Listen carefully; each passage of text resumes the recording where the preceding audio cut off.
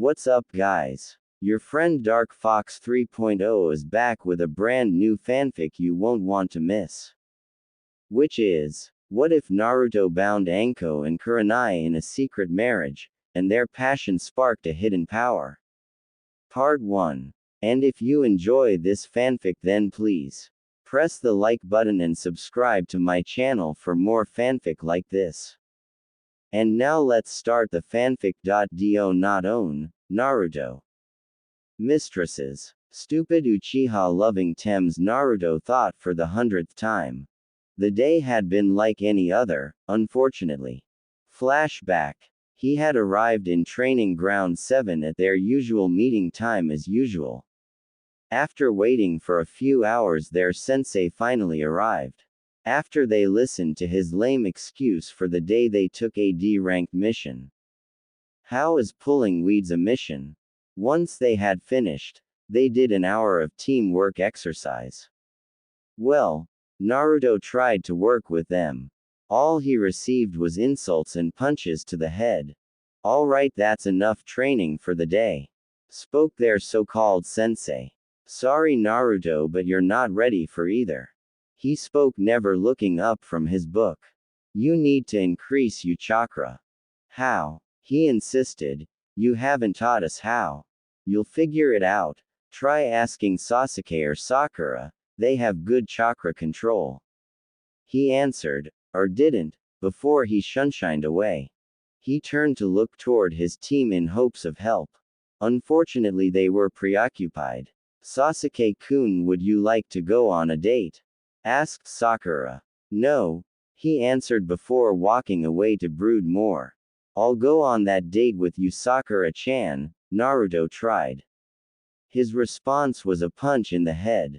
Why would I go on a date with you, Naruto baka? Turning back, she ran after the Uchiha. Wait, he called, stopping her. Do you think you could help me with my chakra control? Why should I help you? She asked. It wouldn't do a doby like you any good. You were a failure in the academy and you'll be a failure as a ninja. With that, she walked off, leaving a hurt Naruto. Flashback end. As the memories continued to replay in his head, he came upon his destination. It was one of his favorite spots, a safe haven. It was one of the few he had away from the hateful villagers. It had a waterfall that flowed into a river that reached his knees. He would often fish here when he couldn't afford Ichiraku ramen. There was an empty field with a bit of wildlife. The field also held an array of plants and berries he liked ate. His favorite part was the large and deep cave behind the waterfall.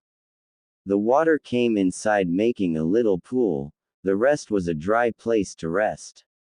He would often hide or camp here when he needed or wanted to. Was partly because of this place he hadn't starved. Why he had shelter when his home was wrecked by villagers. A home from home. He even had a small family here. Hey, I'm here, he called. As soon as the words left his mouth, he felt 4 light impacts to his chest. They didn't hurt, but it was enough to knock him over. As he tried to straighten himself out, he felt as they crawled around inside his jumpsuit. He quickly pulled them out and set them down. Not even a hello before you go looking for treats? He asked in mock hurt. When they lowered their heads in shame, he smirked. Reaching into his pocket, he pulled out a few pieces of dried fish.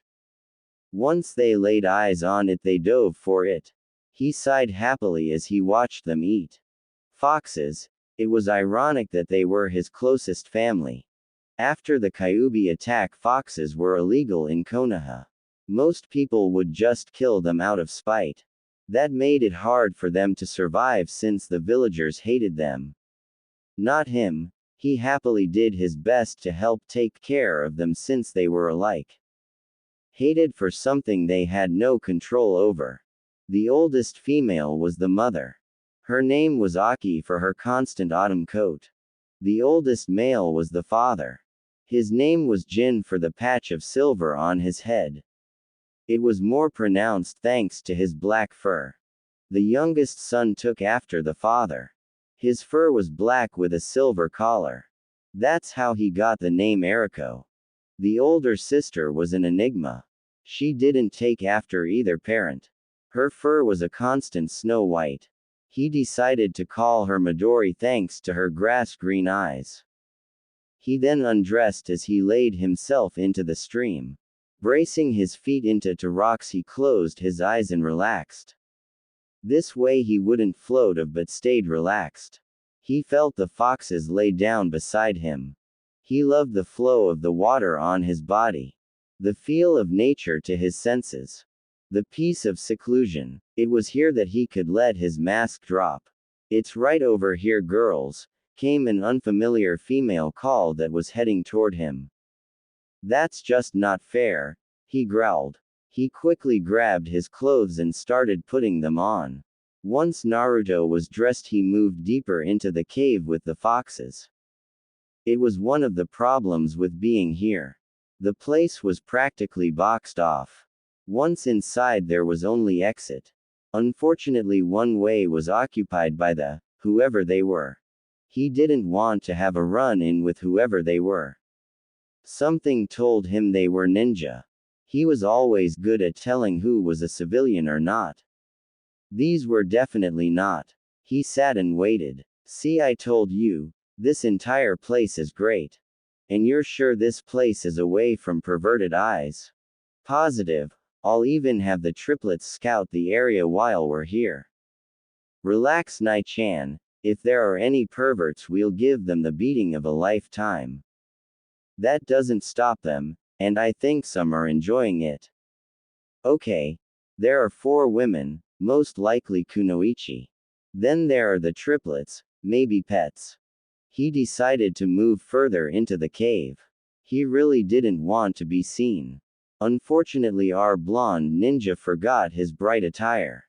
"Hey, who's there? Show yourself." "What's wrong, Anko? Stay calm. Maybe they didn't see me. I saw a hideously orange color. I think someone's in there." "Darn it. Come on out. Hana think the triplets can drag them out." "No need," he called. He took a deep breath and allowed his mask to reform as he motioned for the foxes to hide. Then slowly and cautiously he made his way out. As he stepped out, he saw who caught him. "Who are you, Gaki?" asked the one closest. "Naruto Uzumaki, future Hokage." Spoke on instinct. "And you are?" "I'm the unsingle Anko Mitarashi," the first spoke, snake mistress of Konoha. "I'm Yugao Azuki Kenjutsu mistress of Konoha," came the second. "I'm Kurenai Yuhi." The now named Anko seemed to urge her for more. "Genjutsu mistress of Konoha," she continued with a sigh. "I'm Hana Inuzuka," started the last, the second hound princess of Konoha. Yugao was a woman with purple, violet hair that came to her waist and chocolate brown eyes. She seemed to be wearing reddish-purple lipstick. She was wearing standard Anbu clothing. Something about her seems familiar. Kurenai had long, black wavy, shoulder-length hair. She seemed to be wearing an outfit that looked to be made of bandages. Her hand and upper thighs were wrapped in the same material. Her eyes were what stood out the most to Naruto. They were an odd but truly beautiful shade of red. She seems familiar as well. Anko had light brown, pupil-less eyes. Her hair was black with a tint of violet, styled in a short, wild ponytail. She was wearing a tan trench coat and a mesh bodysuit under it. Over it was a dark orange mini skirt. Never seen her before. Hana had long brown in a ponytail with 2 locks hanging in front of her face. Her eyes were an average black. She had a light shade of pink-red lipstick and Inuzuka markings. She was wearing a beige medic uniform. Those markings mean that she's related to Kiba. Their headbands proved what he feared. They were all Kunoichi. "What are you doing here? Are you spying on us?" asked Yugao. He didn't answer. "How about we play with him?" offered Anko. "We won't go all out, Just teach him a lesson for what he's done. Anko. He's just a genin, stated Yugao. If he doesn't learn his lesson now, he could grow to be worse than Jiraiya, stated Kurenai. None of them could deny that. Besides, he'll just heal. The truth was she didn't care about that. She just wanted the boy to suffer for what he did. Tell your friends to come out as well, ordered Hana. What friends? I'm here alone. He lied. My companions here say they smell others, stated Hana. Bring them put or they'll be dragged out. Naruto stood defiantly. Just do it, Hana, called Anko. The Gaki is too stubborn to listen. With just a gesture, one of the triplets were making their way toward the cave entrance. Not wanting his friends hurt, Naruto stood in front of the approaching canine. He glared at the dog with such intensity that it actually started to whimper. After a few more seconds, he ran back behind Hana and his siblings. Anko, seeing the distraction, decided to have a little fun. She threw a kunai. Thanks to all of his years of living through the hate of Konoha, Naruto gained an extra sense. It was one that warned him of danger. It was warning him now. Ducking his head, he avoided the kunai. As he stood right, he felt slender but powerful arms wrap around his neck, holding his head still. Struggle as he might, he couldn't get free. Hold him tight, Anko, he heard one of the women shout. The triplets will drag whoever's in there out. Wait, he begged. He didn't want his only friends to be hurt because of him. Don't hurt them. Them? Asked Kurenai. Go got them, boys, ordered Hana. As the triplets closed in on the entrance, Anko decided to have a little more fun. Whoever is in there is in for a world of pain. Leaning toward his ear, she whispered, right, Foxy-kun. At hearing the name, his blood ran cold.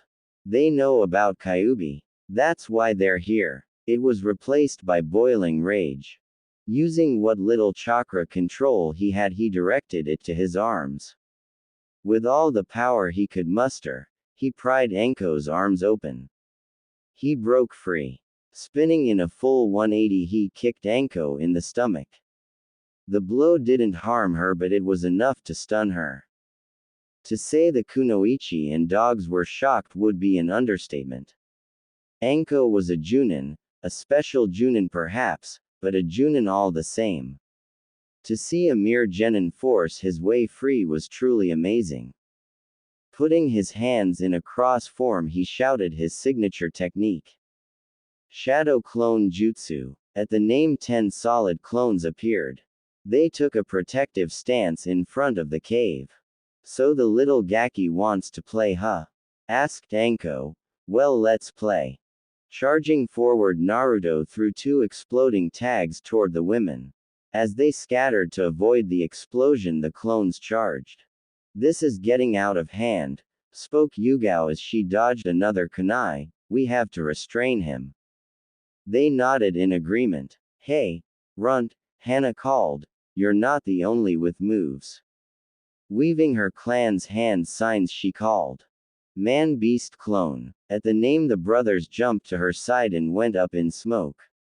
When they were visible, it was revealed that they took her form. After weaving more signs, they all dropped to all 4.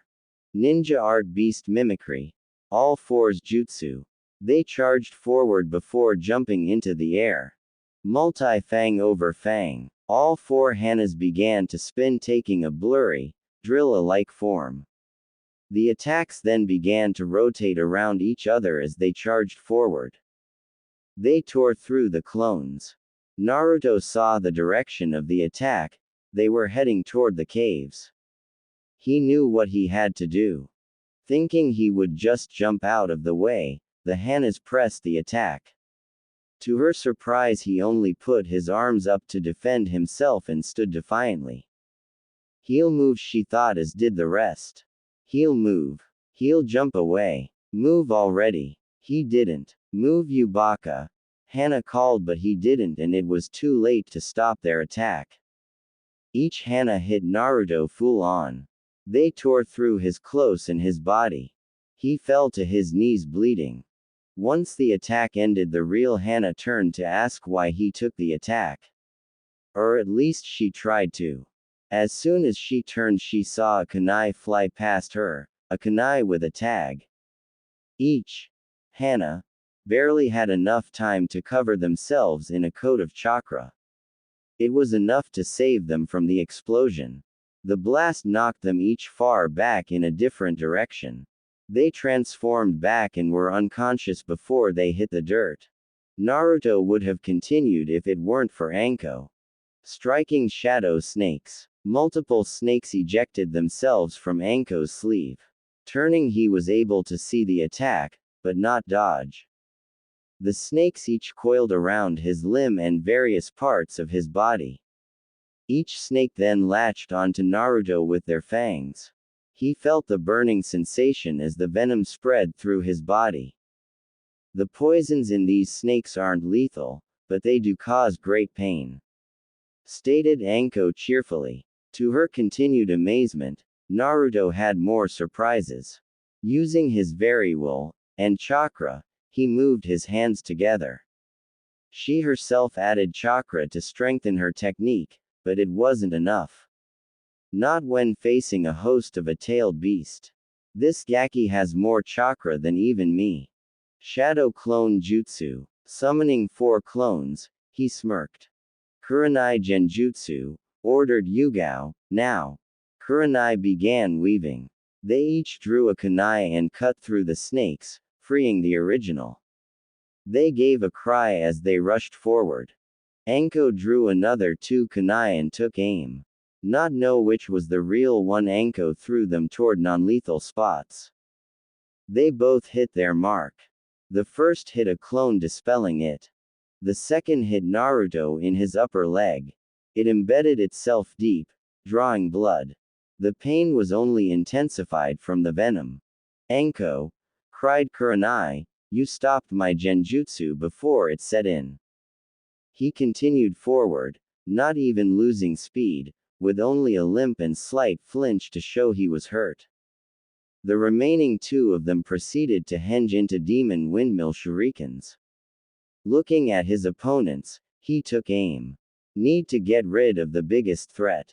With a spin to build up momentum, he threw it with all his might. It flew past the snake mistress and the kenjutsu mistress. He was aiming for Kurenai. She had to admit, she was impressed. Naruto was holding his own. He even managed to take out Hana and the triplets. Turning her head, she let the giant weapon fly past her.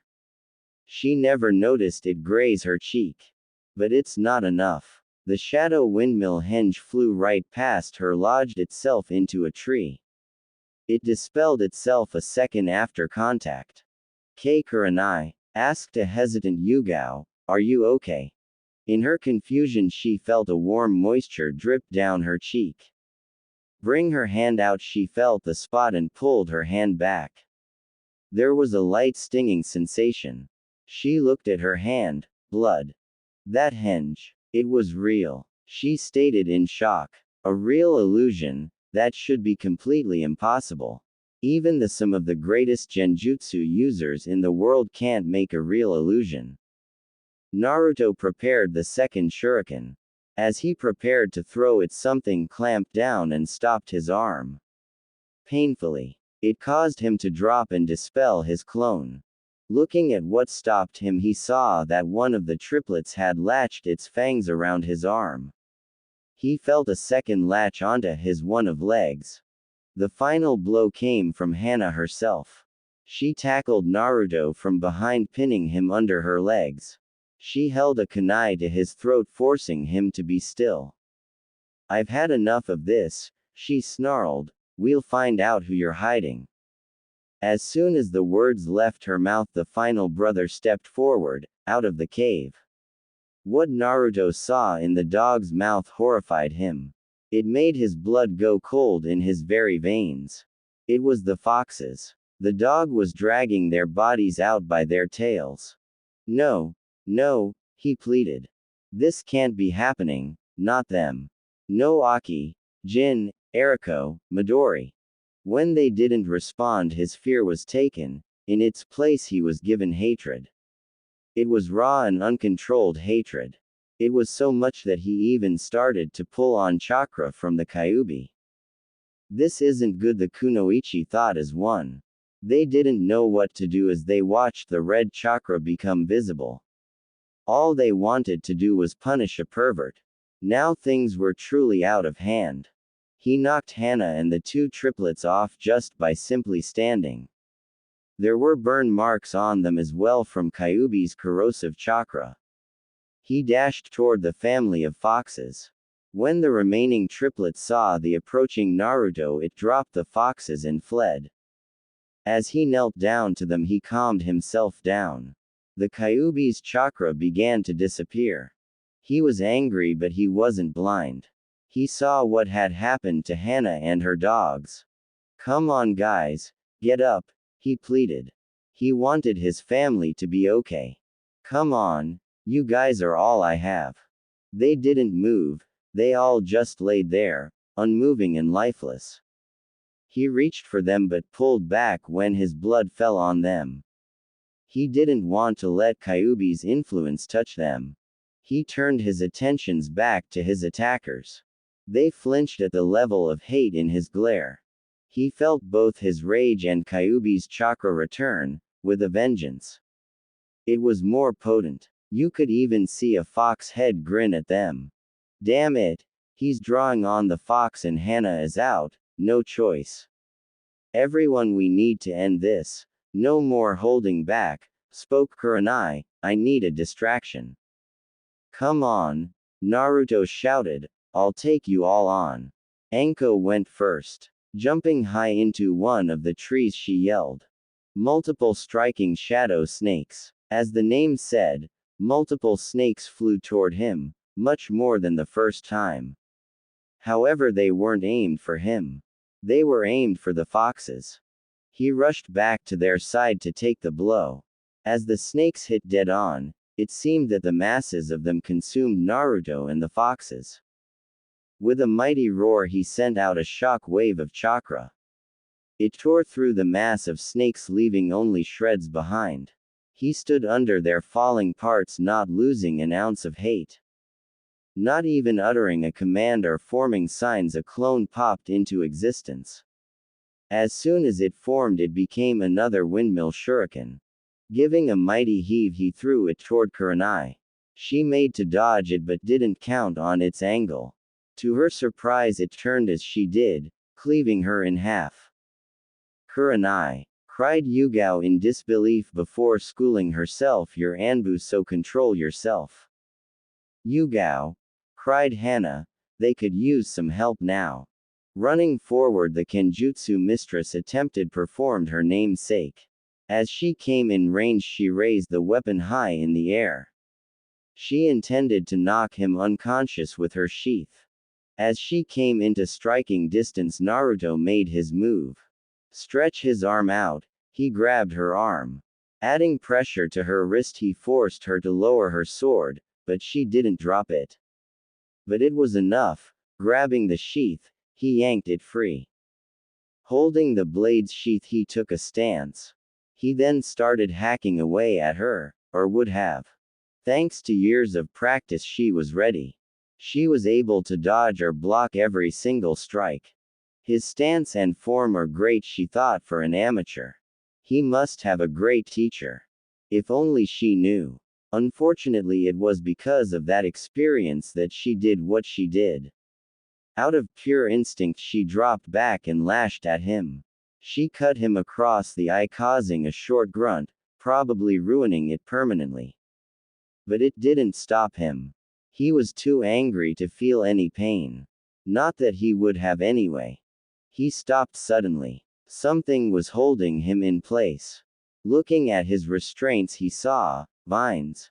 He struggled against them. He even hit them with the sheath, but they just carried him off the ground. Now he had no leverage. String bean bind illusion. Looking toward the one who named the attack, he saw a giant bean pod. As it opened, Kurenai stepped out. This is a genjutsu from the Kurama clan. You won't be getting out that easily. What are you doing? Asked an aged but powerful voice. Release him. They turned to the source of the voice. Standing before them was the Hokage.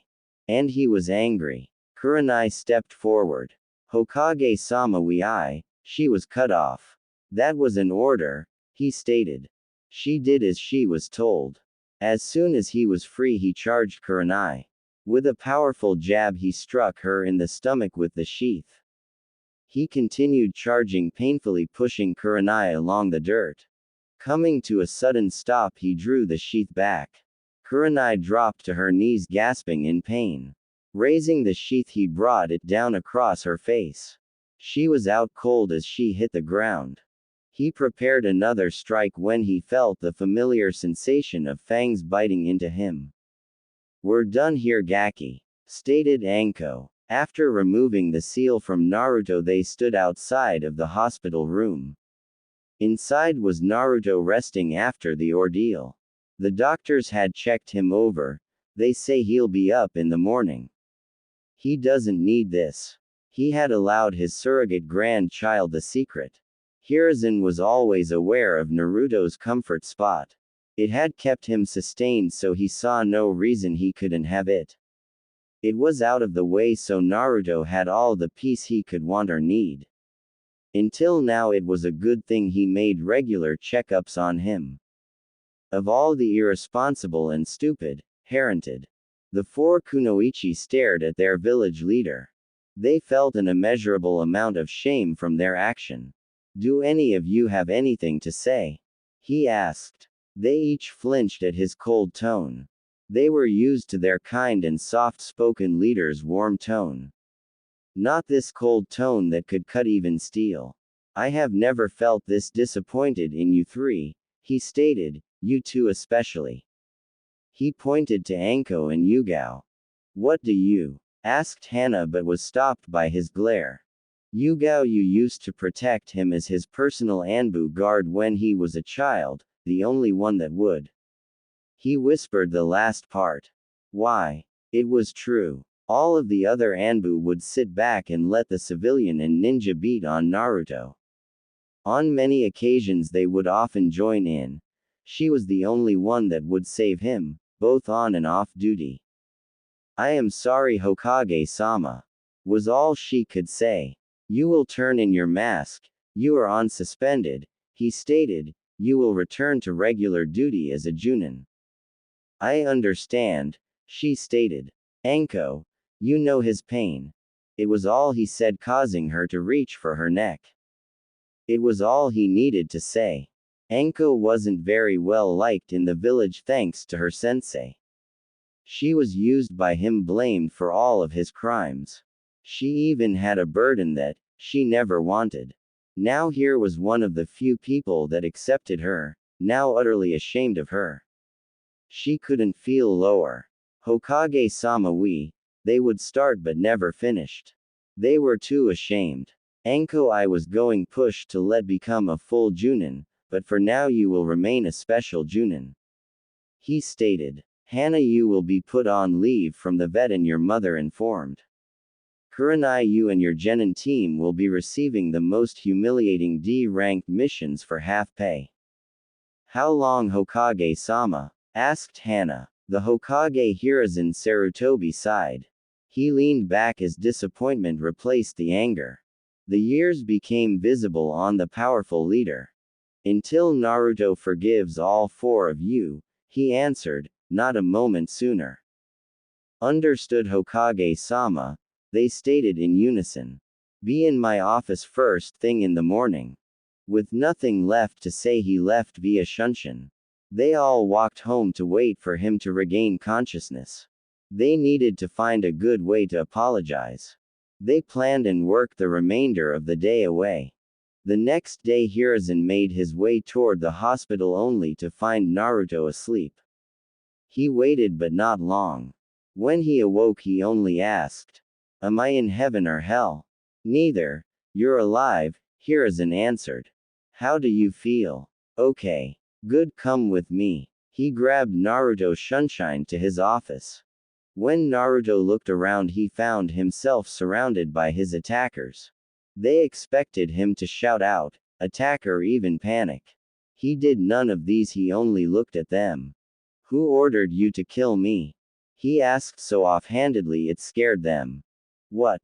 Asked Kurenai. Don't play dumb, was it the shinobi or the civilian council? He snapped. Neither. Anko answered. Does it happen so often that he can be so casual? I would be out for blood. So you all just hate me as well? He simply stated. No, shouted Yugao. None of us have anything against you at all. Right, girls? They all agreed. Then why? He growled. Why attack me? Why kill my only piece? Why kill them? The foxes? Asked Hana. Yes. He answered blankly. They aren't dead, she stated. When I found them, they were healed to near full health. I healed them the rest of the way. She added proudly. Why? He asked in shock. How? We in Izuka don't hurt canine if we can avoid it. What she had her companions did to the foxes have shamed her so much. Her mother was so angry that she took the triplets from her until the Hokage's punishment was over. She even made Hana go back to help the foxes. That's how she knew they were alive. She is telling the truth, Naruto, stated their leader. It seems that when your blood fell onto them and has some healing properties, we will have to do some tests later. Please hear them out. Thank you, he stated. They are very important to me. When Hana took a discreet look at the Hokage, she asked with her eyes, did I do good? The glare he gave was all the answer of a hell no. We don't hate you, Naruto, not for your problem, stated Kurenai, hoping to avoid mentioning the Kyuubi. That's why we're here to apologize for what we did. Furball has brought me a lot of hate, I'm used to it, he stated. I do want to know why though. We thought you were a pervert, stated Anko. We have a history of being violent with perverts. It's true, thought Hiruzen. Some of those poor souls never made it home, however the ones that did never peeked again. Except Jiraiya. Not even Tsunade could stop him. That's a relief, and I agree wholeheartedly with your actions, stated Naruto cheerfully, shocking the Kunoichi. Hey old man, can I go now? The Kunoichi were shocked at the complete emotion change. Even more so that he had forgiven them. Are you saying you forgive us? Asked Yugao. Yep. Just like that. He forgave us just like that. He's so different from what the reports say. Thought Kurenai before realization hit, he's wearing a mask. She looked toward her friend Anko, just like Anko.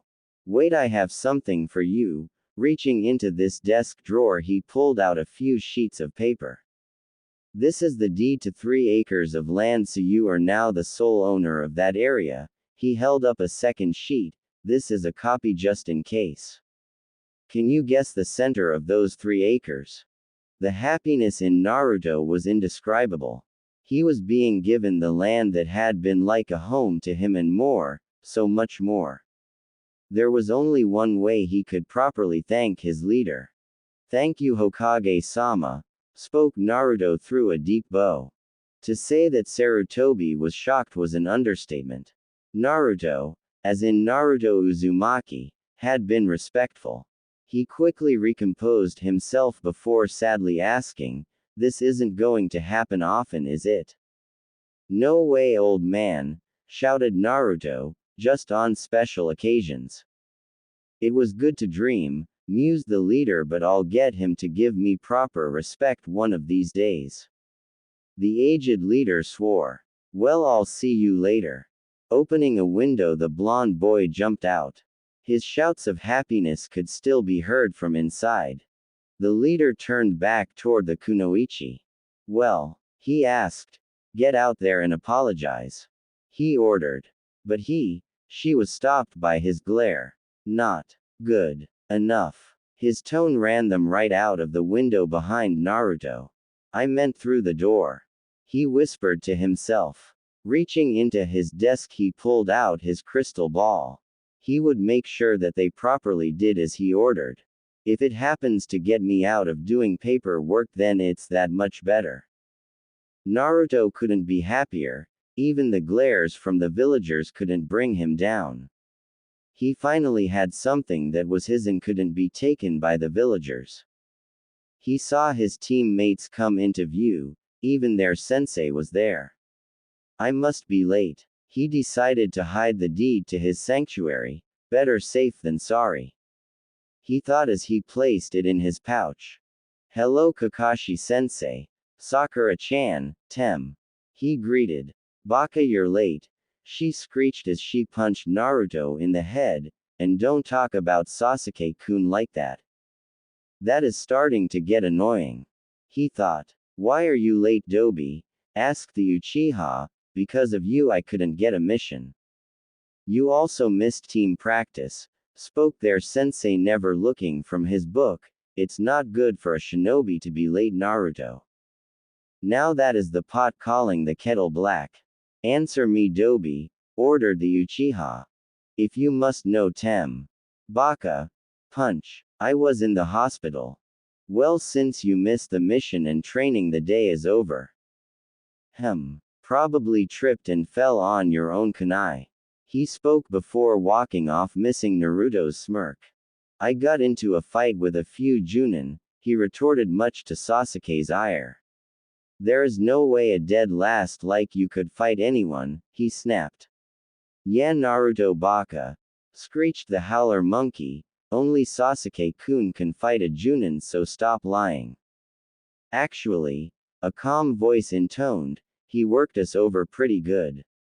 Even if we were holding ourselves back. Was the Uchiha's reply. Why are you four here? Asked Kakashi, putting his book away. He'd read in front of one or even two of them, but not all four. We want the boy, stated Kurenai with a bit of an edge after seeing the book. More training, spoke the Uchiha, stepping forward. Perfect. Not you. We want Naruto-kun, stated Hana. Why are they calling him kun? Why would you want that, Baka? Screeched Sakura. Sasuke-kun is so much better in every way. But he's mine. Ah, shut her up before I go deaf, begged Hana. Her enhanced hearing were driving her crazy. Let's go, Naruto-kun, called Yugao. I demand to know what you want with that Dobi instead of me, an Uchiha, an elite. Ordered an arrogant Uchiha. He froze when he felt a cold steel of a kunai against his neck. You think you can give us demands, asked Anko as she cut his cheek and licked his blood before spitting it out. Oh, that is the foulest blood I've ever tasted. Hey, you get away from my Sasuke-kun, screeched Sakura. And his blood is not foul, it's amazing. I wonder what yours is like, she spoke, freezing Sakura. Let's find out, she said, taking a threatening step forward. What? She looked around to see her sensei wouldn't help and Sasuke frozen.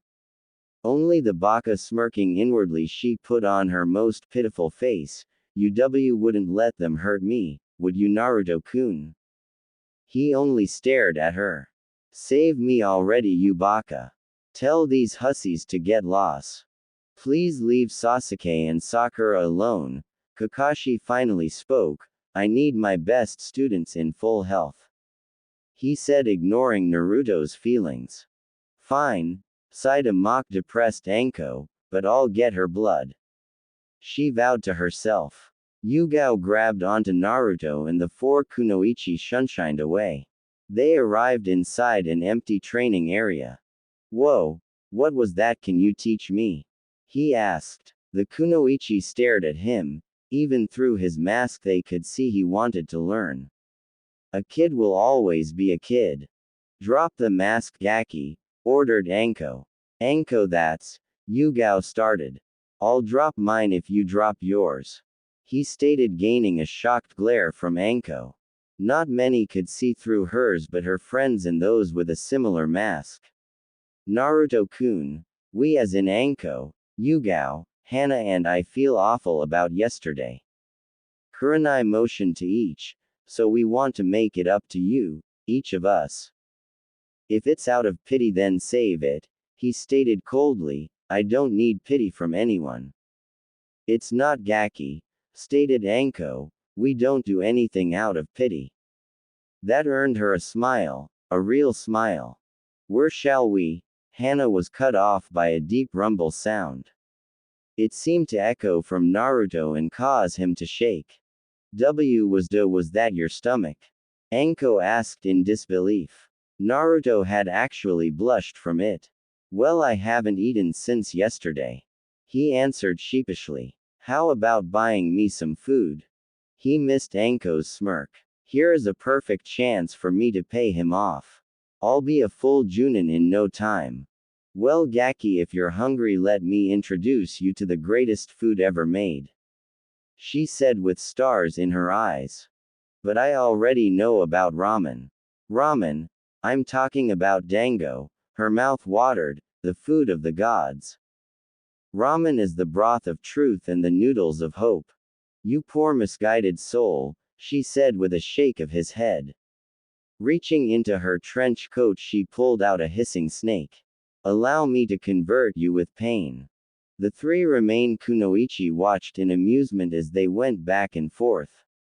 They were a bit upset at the fact that Anko took the first chance of forgiveness. But the show mostly made up for it. They decided to stop things before they escalated to another brawl. Anko put the snake away. Naruto, no clones. Ordered Yugao. How about we eat the ramen? Offered Kurenai, receiving a betrayed glare from Anko. We eat dango so often, we need a change. She then gained a mischievous smile. You did say you were paying. To Ichiraku, shouted Naruto, dragging the four Kunoichi. 18 bowls of ramen later, Anko was crying over her wallet. He's still going, she mentally shouted. Where is he putting it all? It also didn't help that she was paying for her friends as well. Yep. Another bowl, Nei-chan. He froze when he saw the look in her eyes. The crazy snake lady is paying. Let me guess, you offered to pay for the whole meal, didn't you? Asked Ayame, the ramen cook's daughter. Yes, she answered, ignoring the snake lady name. Naru-chan, you aren't going to break this nice lady's wallet, are you? He froze at the accusation. Crap, I've been found out. As the sweat poured down, he remained silent. No, nothing like that at all. That's good to hear. Tsuki spoke in his usual cheerful tone. It's good to see him with some friends, and such beautiful ones at that. He eyed Naruto. I'd hate to ban him for being ungentlemanly. It's okay. Gaki here earned it, grinned Anko, leaning her impressive bust onto his head. Surely Naruto-kun brings team at least? Asked Hana, noticing him tense. Naruto-kun, huh? When did my number one customer become a player? Tsuki asked, ignoring the question. It's not like that. They're just treating me as an apology for a misunderstanding, he answered. What happened? He asked, interested. We accused him without any evidence and were punished for it.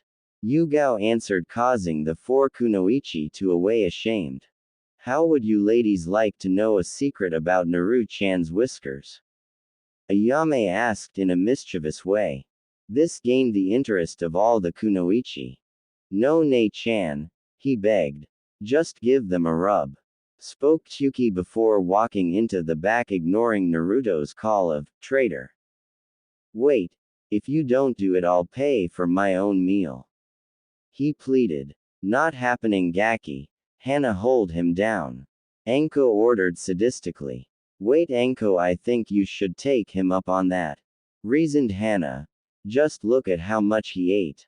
As she looked at the piles of ramen bowls, her wallet started to feel very small. He had somehow eaten another 19 bowls. When did you? How did you? She looked him in the eyes. Why? You shouldn't turn your back on me, he chided. Remember, I'm the prankster from hell. for a reason. Fine then, she growled, pay for your own meal. Look like it'll be a special junin for a little longer. After an extra 2 bowls, Naruto paid for himself and the Kunoichi. Kurenai's turn. Since you are a genin, we've decided to take you shopping for proper clothes. A real shinobi would never be caught dead in that monstrosity. They heard him mumble something under his voice. Could you please speak up? We can't hear you. Yugao requested. It's all the villagers let me buy. He repeated. They either sell me out of date or ruin stuff for over double the price, usually both. Anko lowered her head in understanding. She went through the same thing when her sensei left the village. No one wanted to do business for the snake whore. His mask jumped back on. It's not all bad, I actually like orange. I know a place that will sell to you. It's where I persuaded Anko to go. It's a shinobi-only store, so you can get clothes and weapons, but not food or household items. Spoke Kurenai. Where is it? What's it called? Can you show me? He asked almost desperately. Come on. Grabbing his arms, she sunshined them away. They reappeared in front of the shop. It was a wide 1-story building with several wide windows. A symbol of a Chinese dragon coiling around a leaf sat on the center of the roof. There was one thing that really caught Naruto's attention. One of the windows were boarded, and it looked as if had been boarded several times. This is the leaf dragon, stated Anko. You can get anything for a shinobi here or have it custom made. Be it clothes and weapons to fighting styles and low mid-level jutsu. Walking inside, they were greeted by the owner standing behind a counter. He was a tall man with strong-looking hands and arms. He seemed to be going gray but gave off the power of a man in his prime. He watched each customer with a calculative eye. There was a long scar running down his cheek. A new customer, huh? He asked. Who are you and what can I get you? Cough demon, cough brat.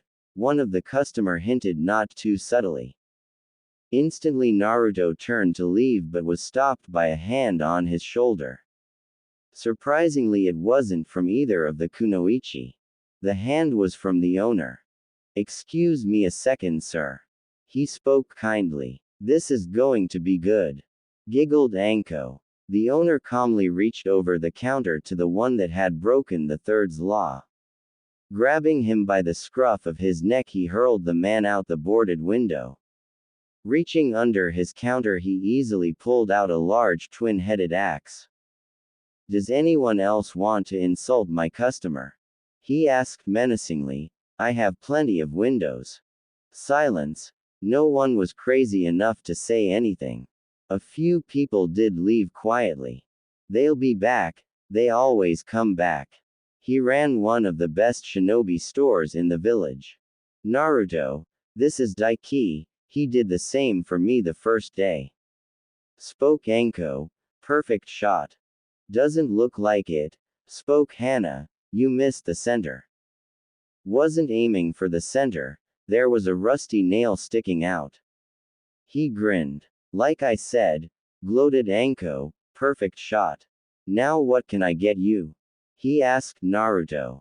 Naruto was in a state of shock. Not only was this man allowing him to shop here, he had protected him. We want to get rid of this, she motioned to his jumpsuit, and make him look like a proper shinobi. But leave some orange, he seems to like it. All right, kid. He spoke. Strip and spread, he ordered in a serious but slightly dark and sadistic tone. What? Cried Naruto, ready to jump out the newly opened window. Wait, Naruto, shouted Yugao over Daiki and Anko's laughter. I need to take proper measurements, he said after calming down from his laughing fit. Your jumpsuit is too bulky. That's just how he pranks new customers, spoke Kurenai before sending him a glare, and speaks to his longtime customers. You think you would have learned after all of the people you've run off or the Kunoichi who've attacked you? Chastised Hana. This means war, spoke Naruto low and sinisterly. He was the king of all pranksters in Konoha. He would not be a prank victim without retribution. No one pranks the prankster from hell and gets away with it. Now Daiki paled. He had heard how Naruto pranked people for revenge. They would always be remembered for their high degree of humiliation. No one shakes a bee's nest without getting stung, he thought.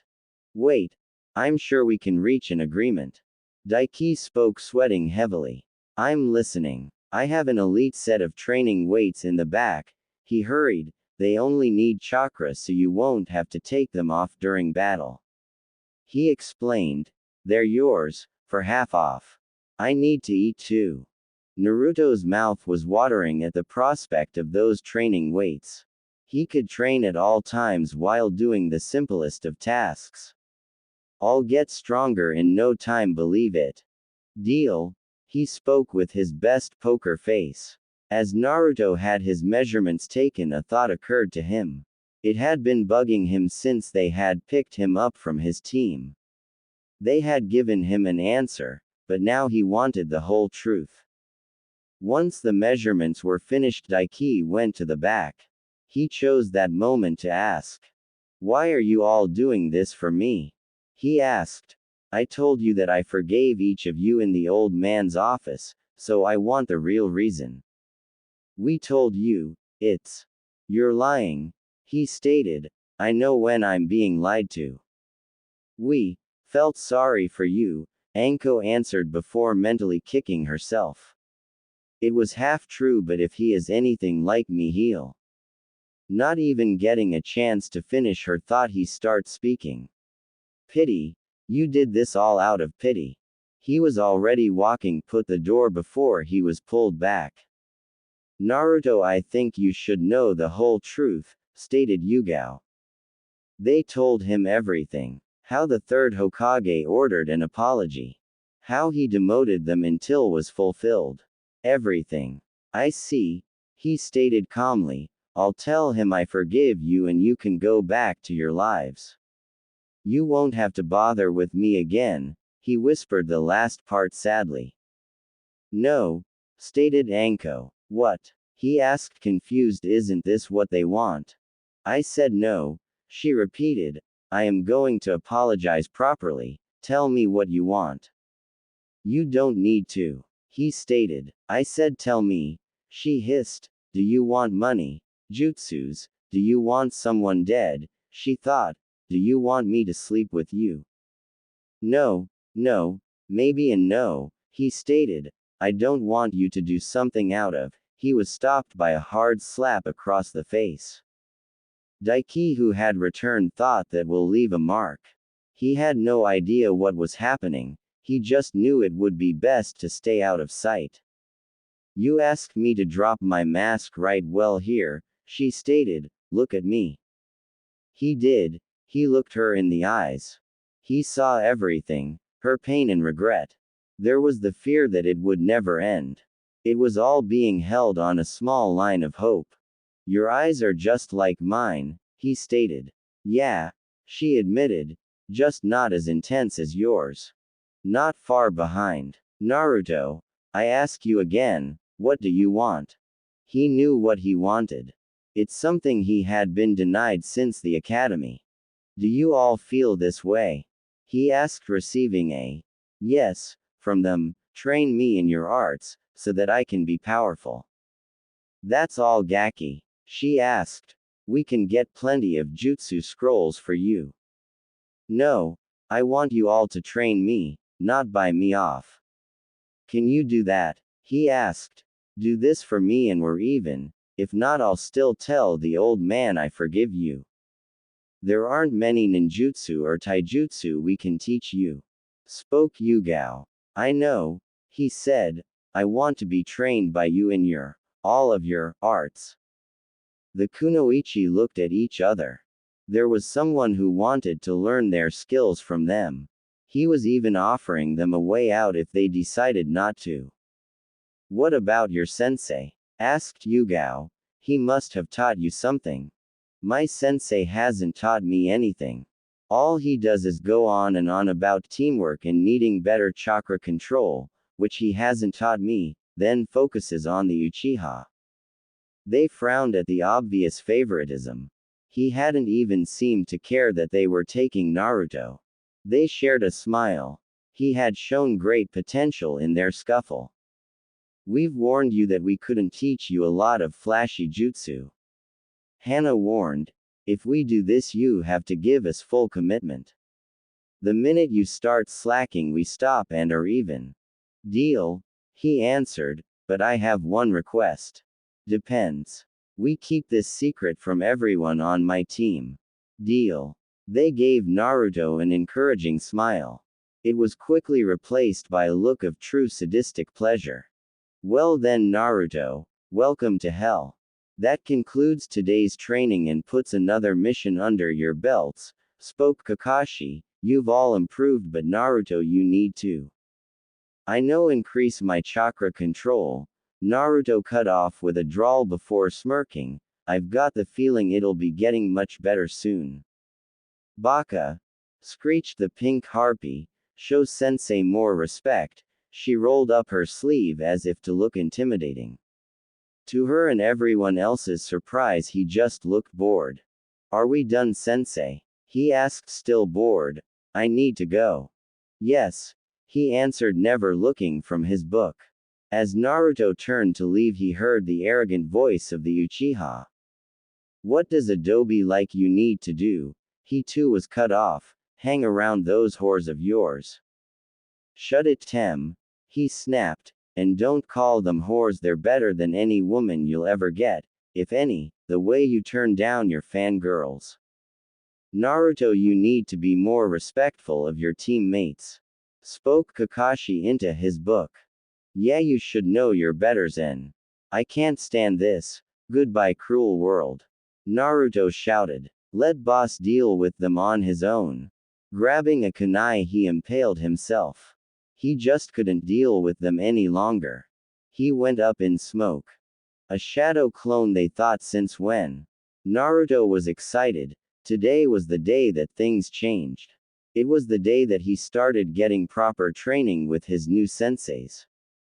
He had gone to the Hokage and told him that he had forgiven the Kunoichi. After a few minutes of discussing everything, he agreed to Naruto's terms. They had decided to train him in rotations so that they could keep up their duties. He would train with Anko and Yugao, then Hana and Kurenai. The only real downside was he had to wait for Daiki to make his cloths since they were custom made. They'd take a while to be done. Until then, it's just you and me jumpsuit. The second and most obvious was his team. They made my clone kill itself. An upside to that was that he had been training all day. He was wearing the weights that Daiki had sold him. They were 100 pounds on each limb, and chasing that cat was a great workout with them. I just couldn't stand that Uchiha always trying to be better. Time for my real training, he stated to himself, and then I could get a few bowls of ramen. Now here he was at his training ground on his land toward. He loved how that sounded. He looked around and saw the open field. The only one there was the foxes, who were playing with the foxes.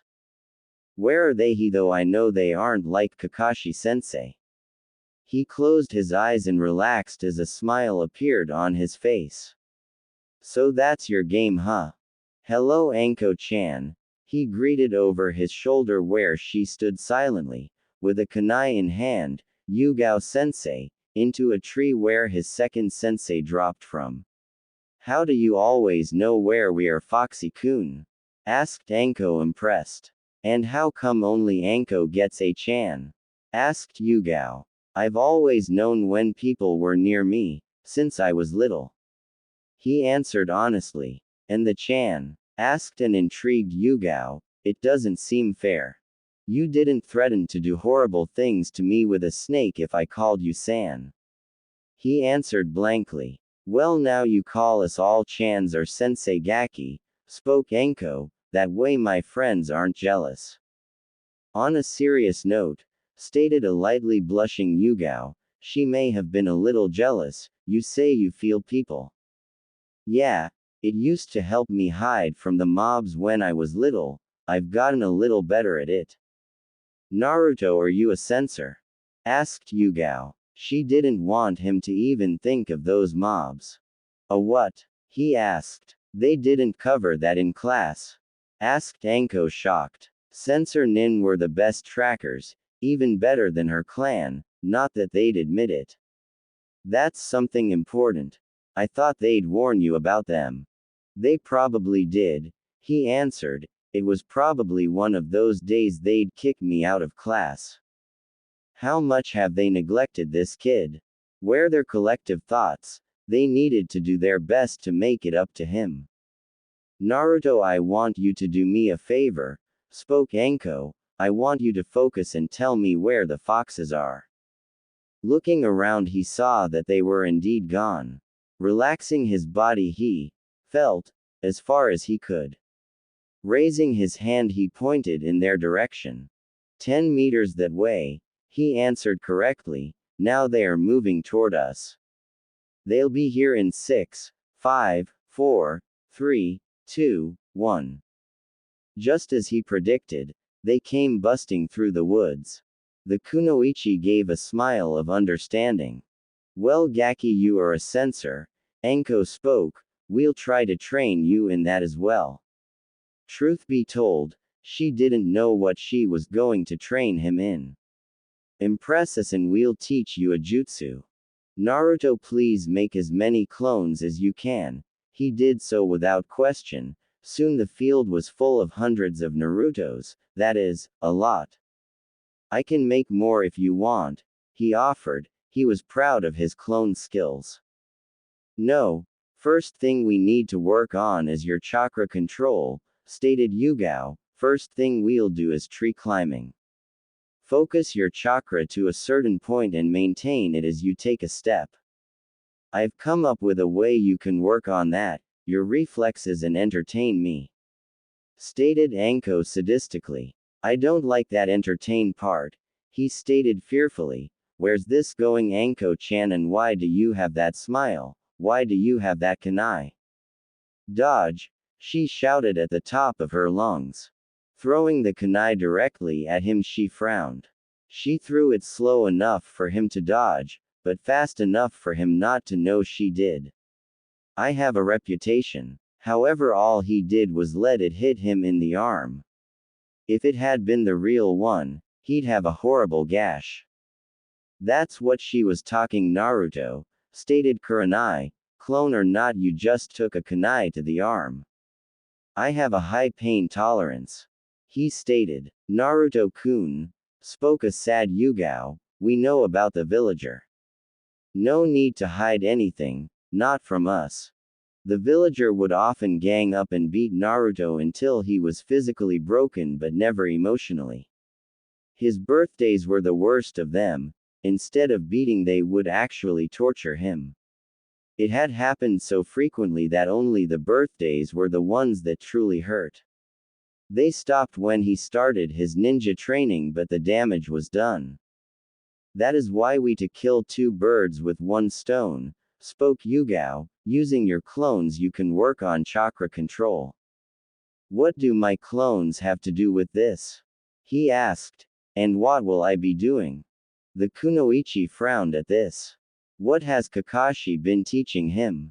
They knew he was neglecting Naruto's training, but this was ridiculous. Your clone's knowledge will pass on to you, explained Yugao. You can train faster in anything but not strength, speed, or reflex. It was how most Anbu trained. That was with 2, 3, or 4 clones. Naruto had much more. If a clone is destroyed, you won't be able to get stronger. Now, dodge. This time the clones dodged. Good, now I can begin having fun. Dodge. She is enjoying this a bit too much for my taste, he thought. They decided to train in another part of the field. It was difficult for Naruto to focus with Anko trying to kill him. Especially since she liked to aim for what made him a man. Every single time. It was a sad day to be a clone. They will do that while we work on a few beginner kenjutsu katas. Spoke Yugao. Naruto, focus. I'm going to teach you the first katas to this style, she ordered. Pick up that katana and hold it like so. She held a ready stance but saw he was strained. Are you okay? She wanted him to get used to the type of weapon he'd be using and the dangers of self-harm from it. Unfortunately for Naruto, she wouldn't let him have a real one until he need it. Can I take off these weights? He asked. The strain is getting to me. He has been wearing them all day, she contemplated. No, she said after a minute of thinking, it's best you keep them on to build more speed and force in your blows, she reasoned. She had been expecting him to protest or even groan. She was proud to see him only set himself for practice. What determination. Okay, sensei, he answered. You can drop the weight a bit if it gets to be too much, she offered. If you master these series, I'll teach you a kenjutsu technique. With the promise of a jutsu, he was given new energy. She trained Naruto in a series of katas. He even made a few clone to watch himself to see his errors. There was a lot, but Yugao proudly stated that most came from his exhaustion mixed with weights. As the sun began to set, Naruto ended his chakra control and kenjutsu practice. Even though he hadn't mastered the series of katas, he made progress. He did, however, master the tree walking. You did good, just need to dispel the clones. Anko spoke. Hey clones. She called. As they turned to the source of the voice, they blushed. They were greeted with the sight of Anko's bare chest. It took them a full 3 seconds to register it as they flew back in a massive nosebleed before dispelling. Unfortunately, the strain of hundreds of clones dispelling at once was too much. It caused him to pass out on the spot. He did, however, have a goofy smile and trail of blood flowing down his nose. Anko, that was too much, scolded Yugao. Are you trying to turn him into a pervert? Hey, with that much stamina I wouldn't mind. She answered truthfully, gaining a blush from her fellow Kunoichi. Well, let's get him home, stated Yugao. He'll love the surprise he'll find when he wakes up. Well, maybe my gift, Anko. When Naruto awoke, he found he was in his apartment. He had an extra hour until team meeting began, then an extra 2 before Kakashi arrived. Deciding to get out of bed, he found slight difficulty. I must have trained harder than I thought. As he grabbed for the ramen in his cabinet, he felt something off. Where's all of my ramen? He found a note and 2 scrolls. Dear Gaki, stop eating ramen. It's why you're so short. Here's some dango sealed in the first scroll, just add chakra. You had better eat and love it. Also, don't even try that ramen stand. I paid them off not to sell to you for the week. P.S. You earned the second. PPs, I doubled your weights. PPPs dodge. As soon as he read that last line, he tossed the scroll. No sooner than he did, a kunai flew out of it. It lodged itself into his wall. Sealing a kunai. I think she's trying to kill me. Wait. She doubled my weights. Reaching inside of the second scroll, he unraveled it. It was a jutsu and a small book. Sensor Nin and its mechanics. We found you a book on sensors at Daiki's shop. Shunshin. High-speed movement allows ninja to move short distance at near instantaneous speed. Enjoy. Forgetting all about his hunger, he headed toward his training ground. He wanted to impress his real senseis. Baka, why are you late? Cried a harpy. And what's with that smile? He wouldn't let them ruin his day. He would do his best to get through the day as fast as possible. I'm not late, Sakura. I beat Kakashi sensei, he answered. Both were in shock. Not only had he said something logical, he hadn't called her Sakura-chan, like normally would. Deciding not to get involved with them, he chose to sit away from them. I have an hour until he arrives. It's a good time to work on being a censor. After 20 minutes of reading, he closed his eyes and allowed himself to relax. He skipped through straight to the how to. As he focused, everything seemed to become more vivid than with his eyes open. He could feel every from his teammates to the insect crawling near him. He tried to extend it. The further away he went, the less vivid it became. It seems my range isn't far, but it's focused. After messing around with his abilities, he decided to read more and eat some of the dango Anko packed for him. She'd make me suffer if it went to waste. As the smell of fresh dango spread across the field, he felt his hunger kick in. At the first bite, he thought, not ramen, but a close second. He sat back in peace, enjoying the book and food. "Hey Baka, give me one of those," howled a certain pink-haired monkey. And just like that, my piece is gone. "No," he answered. He wasn't giving up anything given to him by one of his senseis. Not to any of them. What? She asked. She had just been denied something by Naruto. It was hard to believe. He's supposed to worship me. Yo. Sorry I'm late. I got lost on the road. What are we learning today, sensei? Asked Naruto. He wasn't going to listen to another excuse. I can't teach you much until you increase your chakra control. Turning to his other students, Sasuke, I have a new technique for you. Sakura. I want to watch Sasuke-kun train. She stated. If you don't train Sakura, you'll be weak, stated Naruto. Who asked you? She screeched. I'll have Sasuke to save me and then we'll get married and. He just tuned her out. Can I be dismissed? He asked. Not even waiting for an answer, he walked off. He doubted any of them heard him. He wanted to get some real training done. Hello Hana-sensei, he said from his book. You can stop hiding, Kurenai-sensei. I knew you were there the minute you came into the field. Anko and Yugao warned us about that, stated Kurenai, coming into view from her genjutsu. They never said it was so. Creepy, continued Hana as she walked into the field. If you want, I can stop it. He offered. No need, Kurenai stated. Now tell me, what genjutsu you know? Henge, he answered. And that's it. He finished. Sensei, can a person use genjutsu without hand seal?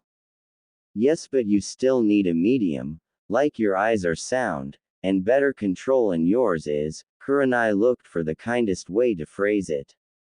Could you teach me? He asked to spare her. At least she cares enough to spare my feelings. I can only do a few myself, but maybe later. They then began the lesson.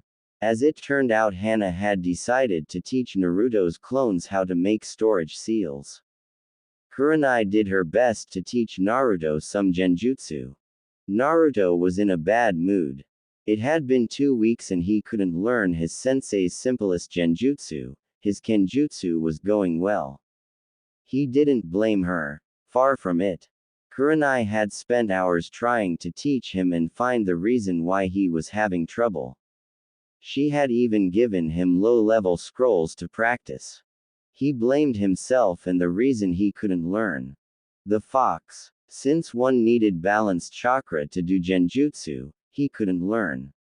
His and the fox's chakra were always fighting. The only reason he could do henge was because control wasn't needed. His thoughts were focused on that so long he never noticed himself falling asleep. Mindscape. So, my jailer finally decides to show up. Stated a deep, gruff voice. What do you want? I want answers, he shouted, shocking the giant fox. Why are you ruining my control? There was no fear in his question. There was plenty of anger in it, but no fear. That only enraged the fox. Rearing back, the fox let out a roar. It was enough to shake a village and knock people over. Naruto just stood and glared. Come closer, the fox ordered. Seeing no reason to fear the fox, he did so without hesitation. That enraged the fox as well. With the speed of, well, a demon, the fox stabbed the giant claws at Naruto. They never made it to him thanks to the bars stopping them, just inches from his face. Naruto hadn't so much as flinched at them. Damn you, boy! Came another roar. Fear me. I am the very stuff nightmares are made of. Why should I? The blonde asked. Just give me control of myself. And why should I? Enraged Call. You've always preached about hard work, so go with that. Why must you ruin everything in my life? He screamed. Well, know this, fox. He spat. I don't fear you and I want control so I can continue my training. Ah yes, your training, he commented in a tone Naruto didn't like. How very fox-like of you. What do you mean by that? Naruto asked. He was hating where this was going. Come now. Genjutsu is fox domain, he stated. A sword for claws and you're already a trickster. Those are so I can get stronger, he stated, and they're happy to train me. How would you like even more help? The demon asked. Help in both of training and more. What are you getting at, fox? Naruto wasn't as dumb as he let on, he wouldn't be tricked so easily. Just a deal, between a host and his burden, Kyuubi commented, it could be beneficial for the both of us. I'm listening, he stated. The deal is simple. I give you the means to take your skills to a whole new level, the fox offered, for a price. How would you do that?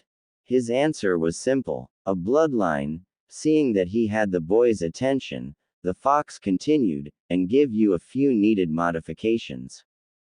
What do you want? It was worth listening to. 3 things, the fox stated. The first, since you won't give me my freedom, I want access to your senses. The second, I want you to spread fear in my name. He roared before smiling cruelly. And finally, a little piece of your mind becoming mine. What? I could agree to the senses, but why would I spread fear in your name? He asked. It would give the villagers even more reason to hate me. It's not like they could hate you more than they do, the fox stated, and I doubt they'll even try to like you. Why do you want fear? It had been bugging him for a while. That goes back before I was even the Kyuubi, he spoke in a memory daze, back when I was just an average, larger than normal, but average fox. If you weren't born a demon, how did you become one? He interrupted. The fear, from the very beginning it was the fear that gave me my power. The bloody kitsune they called me. My reign of terror was legendary. Dozens of villagers would fall to my claws at a time until I was slain. It was then I became something worse, the stuff nightmares are made of. I became a demon. Since I was so feared, the fear brought me back as a demon and the fun really began. Then why do you need me? He asked. Can't you keep escaping death? Because of your 4th Hokage. The beast roared. After I was sealed, people thought I was dead and they lost fear. He continued. Being dead isn't a problem, but being forgotten, now that's a bitch. I can't come back if nobody fears me. I can't come back if nobody's afraid. That's why you need me. The blonde stated. Without fear you're nothing. Yes, I need you. That had to hurt. You've got the body, I've got the brain. Why do you mean some of my mind? Do you honestly believe you can be cruel enough? It seemed to be an honest question. Do you think you could get the amount of fear I need? The bloodline, what would it do? He asked, ignoring the question. The bloodline is called the Fox Glare. It has 2 abilities. The first, you can learn and use any genjutsu you know. The second is trapping a person inside a genjutsu domain controlled by you just by eye contact. Explained the demon. Through it you can either hold or break a long-lasting side effect. What is the drawback? He wasn't stupid. There was always a risk. You need to see the opponent, or the genjutsu will run wild. Kyuubi stated, if you use genjutsu anyone around will be affected the same such as pain by fire or drowning unless you're focused. The fox wasn't finished. Anyone better at genjutsu or smarter or have a stronger will can defeat you at your own game. Taking a moment to think, it also can't be turned off or hidden through genjutsu, so good luck hiding it. Anything else? You can detect genjutsu but not break or copy it, the fox added, those are your own skills. And the modifications would I receive? Enhanced. Everything with slight fox features. You blood will be a great cure for all ailments. Taking another minute to think, I will also train you in a few techniques so your body, sensing skill will be taken to new levels. What's the catch to those? Increased levels of bloodlust and cruelty. Deal. Kyuubi wanted to chuckle but wasn't foolish. The fox knew that so much as smiling could ruin the deal. Tear off a tenth of the seal, the fox ordered, and prepare for pain. Doing so, Naruto experienced something he hadn't felt since his childhood. Pain. He felt pain coursing through every part of him. It seemed to be focused behind his eyes and in the center of his head. The fox's constant laughing wasn't helping. Damn, fox, he got out before the darkness claimed him. Real world. Jumping up, Naruto was sure he wasn't getting back to bed. Damn fox, well I have an hour until team meeting. Getting out of bed, Naruto noticed that he felt as light as a feather. Guess I'll be increasing my weights again. He also noticed that he was at least a foot higher off the ground than usual. The changes. Walking toward his mirror, he eyed his reflection. His once sun-kissed blonde hair now carried traces of red highlights. His teeth were now razor-sharp, fang-like. His blue eyes were the same but his pupil were now had slits. He couldn't help but give himself a few once-overs. I'll need some new. Daiki told me he would be finished today. He tried dressing in his now too small clothes. When that didn't work, he decided to henge into his regular self. Since mine is real, they'll never notice. Reassured, he dressed and left. Leaf Dragon. Hey Naruto, greeted Daiki the usually. I wasn't expecting you until much later in the day. What are you doing here? Asked Naruto. Don't you have any employees to cover the night shift? Nope. I do everything, and using soldier pills I can keep going. He explained. Daiki, how many of those pills have you had? He asked. So I assume you're here for those clothes? He asked, ignoring the question. Yes. Naruto answered worriedly. Smiling sheepishly, Daiki grabbed one of his clothes. They were the standard black Anbu pants, a new pair of black, steel-toed combat boots.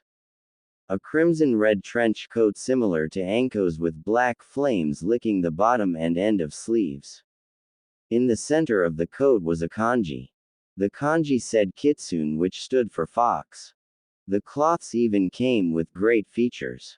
Add chakra and they'll grow to any size, dry themselves and even keep the wearer warm. Great for extra chakra control. Daiki only blinked and the cloths were on the blonde. Naruto liked the clothes so much he brought several sets. Usually this would be out of his price range, but Daiki worked him a deal. If he purchased all of his ninja items from the Leaf Dragon, then everything was half off. Naruto, why do you have a henge on? Daiki asked, losing all humor. Deciding the gig was up, he dropped the disguise. The cloths instantly grew with him just as they were created. Quote, comma, quote. Quote, comma, quote. Well, the semi-blonde asked nervously, how do I look? Can't have the only useful shop hate me. Daiki stared at the now red highlighted blonde in front of him. His gaze was even and calculative. It made Naruto a bit uneasy as he stood there. You need something for the eyes, he spoke, to cover up their extra features. Have anything that can completely cut off my sight? He asked relieved. I'm training in being a censor. Sure. Pulling a crimson cloth from somewhere, he handed it to Naruto. It's from the same material as your suit, created it just for you. Written on it was a kanji meaning mirage. As he tied the on cloth, he decided to explore until his sensei arrived. Maybe I'll go to an empty training ground. He continued around until he entered into a training ground. The area was littered with weapons and the posts were horribly beaten. He felt a powerful chakra signature and two weaker ones. It is most unyouthful to spy on my team. Came a voice from behind. Naruto acted on pure instinct. Turning, he threw a kick toward the source of the voice. It never connected because his leg was caught. The grip on his leg was like iron. That too is most unyouthful. The source of the voice was a kid wearing green spandex with orange leg warmers. He had an awful bowl cut and, good lord, are those his eyebrows? They looked like caterpillars. How did you get behind me? Naruto asked with, how come I couldn't sense your chakra? He felt out for it. I still can't feel it. He was even tempted to take the cloth off his eyes to see if he was there. Even if it were civilian level, one should feel it. Lee, what is going on? Asked an older looking version of the now dubbed Lee. Have you brought another to the ways of youth? Not yet, Guy-sensei. He yelled, but if I cannot convert as many as you to the ways of youth, then I shall do 500 laps around the village backwards on my hands. Lee, my student, the older version yelled, your flames of youth glow brighter every day. Guy-sense. Lee. Guy-sense. Lee. Guy-sensei. Naruto didn't know what he was seeing. He didn't want to know. The two look-alikes were starting to hug, with his legs still in the middle. As they did, a horrible sunset began to form behind them. Why can't I dispel that thing? He didn't know how, but he had to get free. He saw only one option. Drawing a kunai, he prepared to saw through his own leg. Lee, Guy-sensei, came a feminine cry, you're about to make another person sever their limbs for freedom. They finally released his leg.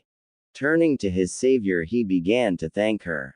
He never got the chance as he was stopped by a cold, arrogant voice. Who are you? He asked. Naruto Uzumaki. And you? I am Neji Hyuga. He gives off the same vibes as the Uchiha. This is my teammate Tenten. Thank you Tenten for saving me, he spoke, but they seem to be finishing, so I need to run. Wait, she called. This is a private area. What were you doing here? I just wanted a spot to train. He answered. Did someone say train? He noticed the two by seem motioning for him to say no. Yes. Then let us train. The lookalike shouted as one. I shall make you into a youthful shinobi and continue in my conquest for world youth. What have I gotten myself into?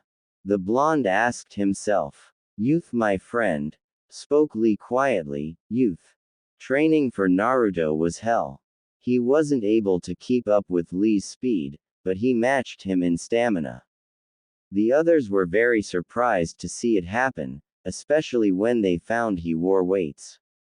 Tenten was able to help Naruto train with his kenjutsu. She kept an array of weapons, so he was always kept on guard. He bonded pretty well with all but the Hyuga. Naruto couldn't stand his arrogance. Putting on a henge and his blindfold, he headed toward his team meeting. They were already in progress, most likely never noticing his absence. When he made himself known, well, he wished he hadn't. Naruto Baka, where have you been? Howled a pink monkey, you're late. Naruto just ignored her. He was too tired. Practice with Guy was tough. What possessed me to schedule more with them? Naruto, where have you been? Asked Kakashi. And why do you have a blindfold around your eyes? It's for training. The blonde answered, not a complete lie. What kind of training? Asked the Uchiha. If it's useful, I should be the one learning it, not you. Deciding he wasn't going to deal with them, he turned to his teacher. I can believe he reads that stuff in front of us, we're minors. What are we learning today? The blonde asked. His answer was predictable. Since you missed another mission, we decided to do some teamwork. Hey, where are you going? To train. The blonde stated, but before that I feel the need for my oldest friend. Ramen and lots of it. Ichiraku ramen. Hey old man Tuki, Naruto called. Ayame-chan, Naruto needs his ramen. 15 bowls later and he felt better. There was one thing that was making it difficult to enjoy the food to its fullest. Actually, it was 3 things, 3 people. Konahamaru rocks aren't square, he stated, moving toward his next bowl of ramen. So you saw through our disguise. The rock spoke. I expect nothing less from my rival. At the end of the sentence, the rock went up in smoke. There was a lot of coughing and complaining from the one inside. Udon, Konahamaru shouted, you used too much powder. Hey, you wanted a big entrance, Udon countered. Naruto-kun, who are these kids? Asked Ayame. Seeing an opportunity for their entrance, they began posing. I'm Konahamaru, future Hokage. I'm Udon, I like math. I'm Moegi, the cutest girl in my class. And together, taking another pose, they spoke as one, we are the Konahamaru Corps. They waited for some type of response and they got it. It was clapping, from Ayame. Naruto had already turned back to his ramen. That's so cute, isn't it, Naruto? She asked. Not after seeing it every time I see them, he stated. Boss, can you teach us something please? Asked Konahamaru. Please. Sorry, but I have my own training. He stated. I see. Moegi, bring out the big guns. Konahamaru ordered. On command, Moegi was in front of Naruto, giving him the puppy eyes. He tried to resist, but they pulled him to look. They commanded him to obey. I'm wearing a blindfold. How am I affected? Fine. I'm sure those puppy eyes are some kind of jutsu. I guess I'll teach them what I learned. What will we learn? They asked as one. A jutsu, a secret skill, how to dodge. He stated. What? Udon asked. Drawing a kunai, he leaked out killer intent. He let a bloodthirsty aura fill the area. It was a small amount, but to fresh academy students it was Junin level. Dodge. The chase had begun. After running the kids back to class, much to their annoyance, he headed for his land. I think I'll surprise them with a page from Konahamaru, a flashy entrance. As he arrived, he decided to use his new abilities. Dropping the jutsu, he let his real appearance out. The Kunoichi sat in patience, minus Anko, as they waited for Naruto to appear. They had all appeared today for various reasons we won't go into. It didn't usually take this long since he was punctual. Out of nowhere, a reddish blonde-headed guy appeared in the forest. He stood there as the Kunoichi took guard. This is a private area, stated Hana. I know, he stated. Please leave, ordered Kurenai. No. The Kunoichi were now ready to fight. They each took a position around the intruder, waiting for him to act. What do you want? Asked Anko. To meet some of the most powerful and beautiful Kunoichi of Konoha, he answered. From there, it's anyone's bet. Who would they be? Asked Yugao, both upset at the compliment. Don't tell me he's a pervert. I'm looking at them. He spoke. Anko took the first opportunity to act. Drawing a kunai, she cut his cheek, allowing a bit of blood to flow. Compliments will get you everywhere, she stated, taking a lick at his blood. Wait a sec, Gaki. I shouldn't be surprised you've memorized my blood, Naruto stated, after the amount you've drained from me. What's with the new look? They asked. And were you flirting? I'd like to answer all questions, stated Naruto, say over dinner. Naruto, are you asking us on a date? Asked Kurenai, as in all four of us. Maybe. Realization fell into place. He was Naruto Uzumaki, pariah of the village. Why would they even consider dating him? Sorry. He spoke, it was a foolish idea. Naruto, you aren't a fool. Spoke Yugao. Yes, I am. I'm a no-name genin, he said, pointing to himself, and you are four of the elite Kunoichi of the village. Pointing to said Kunoichi. Naruto. To top it all off, I asked all four of you out, he ranted. That was a perverted thing to do. I don't want to be a pervert.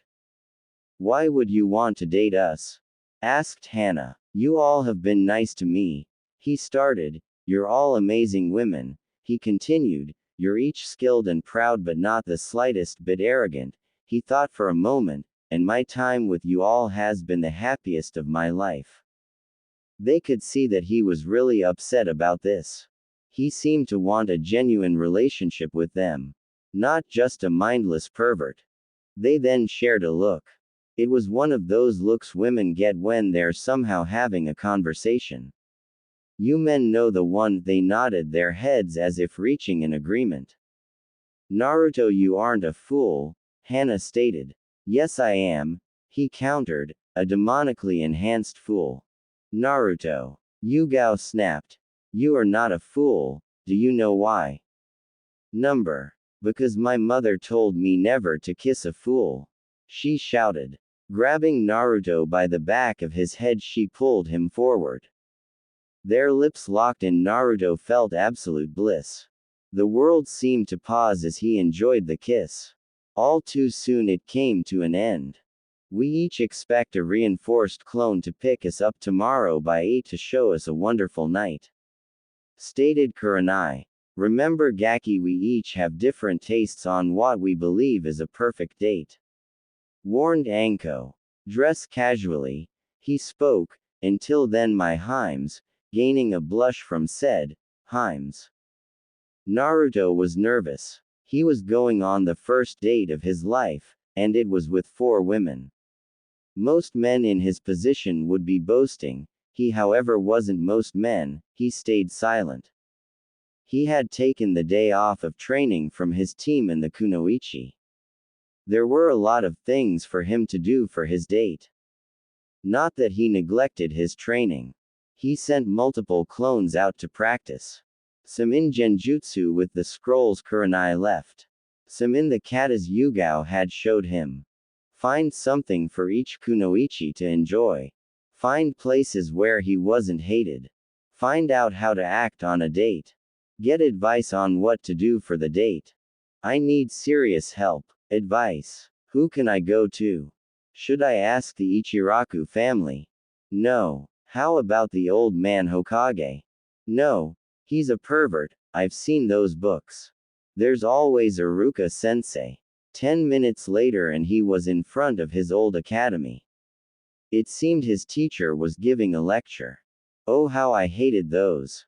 Deciding to spare the kids the pain he went through, he entered. Hey Iruka sensei, I need your advice. He called. Naruto. He asked, shocked. I'd love to help you but I'm a bit busy with class. He looked at the class of children. They were either sleeping from the lecture of talking. Deciding to be honest to his teacher, he said, Sensei, you've lost them. Just tell me what you need. He said, annoyed, why does nobody like my lectures? Dragging his former teacher outside, he said, I need dating advice. Now Iruka had to admit that he was shocked. It didn't mean he would show it.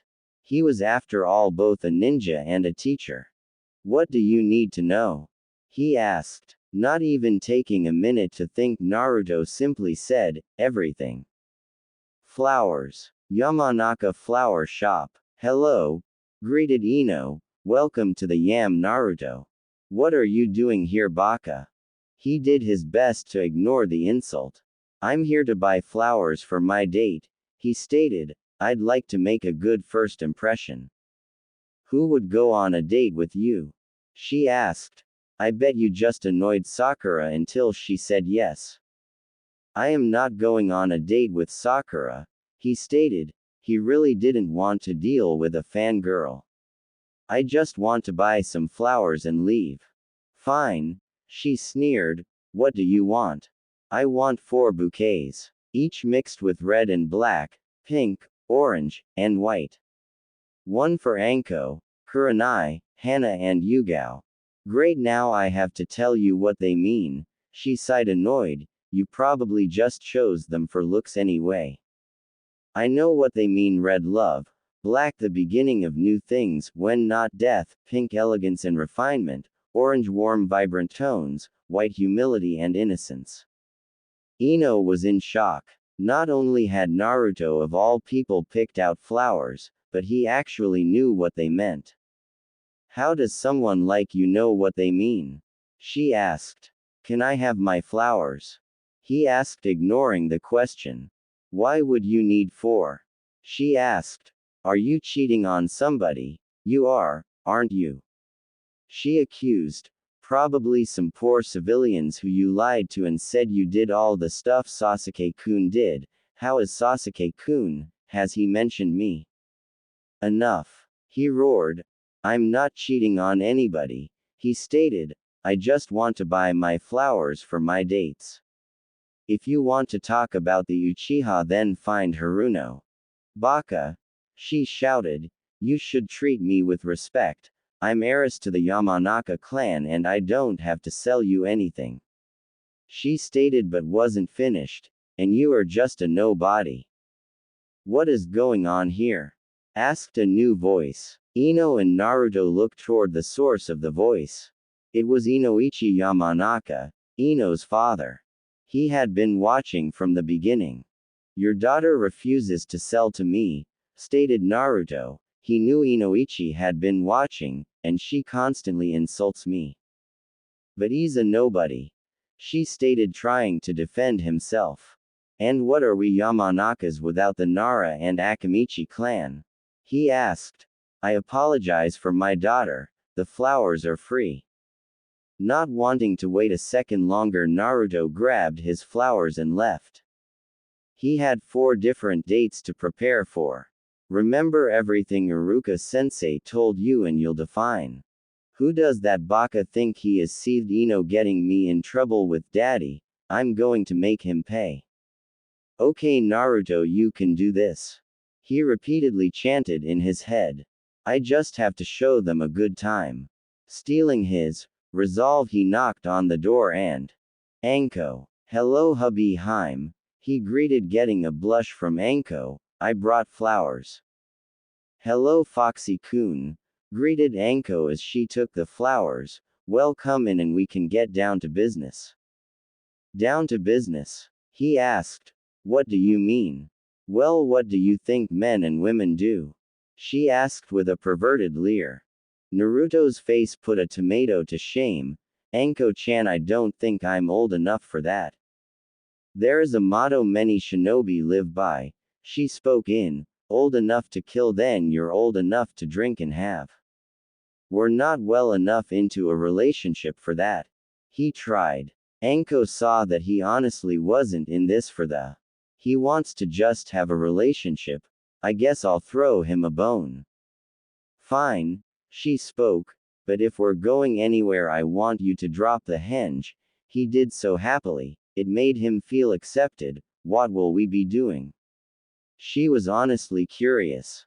There's a place my former sensei recommended, he answered. It's supposed to be non-biased for us as well, he said, referring to her problem as well as his. Did they have dango? If they didn't, there would be trouble. And red bean soup, he added. Well, what are we waiting for? She grabbed him and literally started dragging him. Which way is it? Grabbing her arm, he shunshined them to the location he was given.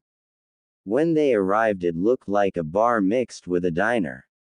It seemed to be a decent place on the outside, however, there were very few people around.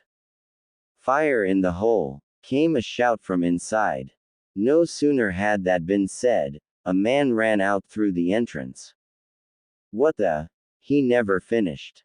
The whole building started to light up, before coming down in a fiery explosion.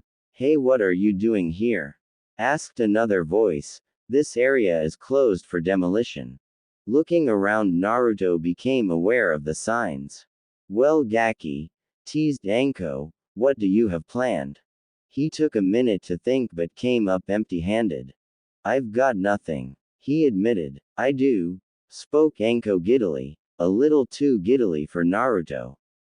Grabbing her date, she took him a few blocks from their location. When they arrived, they were surrounded by unfriendly-looking people. They didn't seem to pay much attention to them, but the few that did just glared and looked away. Anko, he asked, where are we? This is a place I go to celebrate after a mission.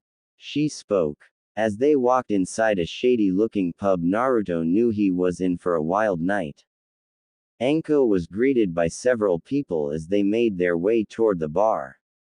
They took a seat and waited for the bartender to notice them. Hey Anko, the bartender greeted, what can I get you? Two of the usual, she ordered, but make his a small, she pointed toward Naruto. He was tempted to say he would take the same as her until he saw what it was. It was a drink, that much was obvious. Anko quickly snatched hers and started downing it. A second later it was half gone. Taking a pause, she let out a large belch. Naruto eyed his. It looked to be mostly foam. Taking a single, but large, sip, he tasted it. It didn't stay long before he swallowed it all. It doesn't taste half bad. He quickly downed the rest. We got ourselves a natural, laughed the bartender as he handed out a refill. 5 minutes later they were having a drinking contest. Anko was impressed. Naruto was able to hold his liquor. I should take him out more. Another 10 minutes later they lost count. Naruto wasn't drunk, but the same couldn't be said for Anko. Hey Naru-chan, cooed Anko, how about we go back to my place and become much closer. Sorry Anko, but you're drunk, he said, I'm going to have to take you home. Ah, but I want my Foxy-kun, she whined. Truthfully, she wasn't completely drunk, she just wanted to know what he would do. Please. When you're sober, he reasoned. Unfortunately for Naruto, Anko knew a sobering jutsu. After fumbling through a series of hand signs, she was back to normal. There, I'm sober, she stated, let's go. Wait, you tricked me, he accused, gaining a laugh from Anko and the bartender. Hey, if you don't want her, we'll happily take her off your hands, came a new gruff voice. Turning to the source, Naruto and Anko were greeted by an awful sight. There were 3 men, all dressed like thugs. They had made a small circle around Naruto and Anko. They constantly gave Anko lusty looks and Naruto glares. Sorry pal, but she's my date for the evening. He spoke coldly. I hope you 3 understand. I hope you understand, brat. The apparent leader sneered, that we don't care if she was with the Hokage. Naruto was about to tell them to leave when he saw Anko smile. She has that look on her face, it usually ends up with pain. Hey Naruto, do you know what would make this evening perfect? She asked as her smile grew. No. Naruto noticed the bartender lower himself out of sight. What would? Taking a sharp kunai, her smile grew. As fast as a ninja, she drove the kunai deep into the shoulder of a stranger. She then tossed the bloodied weapon into the hands of the leader of the trio. The stranger stood and looked toward the couple, then the trio. He spotted the weapon and stood to full height. This guy has to be 7 feet tall. Letting out a war cry, he dived toward the trio. Bar fight. 20 minutes later, Anko and Naruto were the only ones standing. Even the bartender had jumped in at some point. Anko was happy, exhausted but happy. She got to drink, fight and even eat some poor sap's food for free. He shouldn't have gotten knocked out so soon, she stated. Naruto wanted to remind her that she was the one that knocked him out but decided against it. The worst part was she sodomized several innocent people with her snakes. Let me get you home, Benny Heim, stated Naruto. They reached her apartment a minute later through Shunshin. They stood there for a full minute. They stared at each other, or in Naruto's case felt her chakra. Deciding not to wait any longer, Anko made the first move. Leaning forward, she gave him a chase kiss. It felt wonderful to Naruto, no matter how short it was. I had a wonderful evening, Naruto-kun, she stated. I hope we can do this again soon. She hinted. So do I, he admitted as she opened her door. He turned to leave but was stopped by a large snake coiled around him. Come in, Naruto, she ordered while licking a kunai in hand. How can I say no? He nervously laughed. Hana. At Hana's home, he was greeted by Hana's mother. Hello, you must be the pups dated, Naruto, spoke Hana's mother. Hana will be down soon. Hello, Ms. Sum-san, he greeted. No need for formalities, Naruto-kun, spoke Hana, descending the stairs. My mother hates them as much as you. Hello, Inu-heim, he greeted, gaining a blush, handing her the flowers. I have these for you.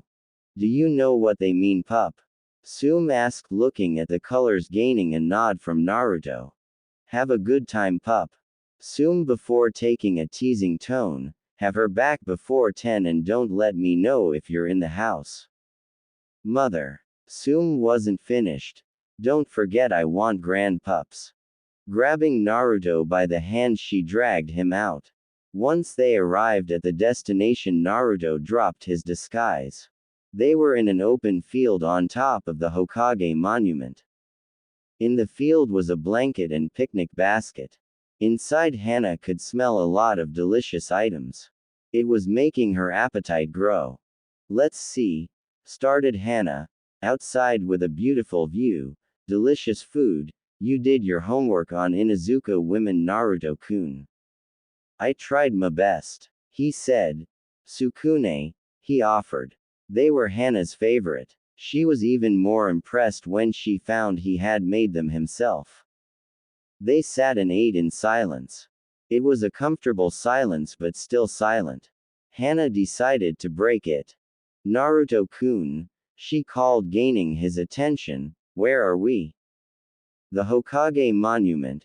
He too was glad the silence was broken. This was my first comfort spot, he stated. I still come here to think. Why did we come here instead of your field? Look up, he answered. They sit in the vastness that we know nothing about. They hide from us in the day while staying in plain sight. She saw what he meant. The stars. They're beautiful, she whispered. Yeah, you are, he whispered, thinking she hadn't heard.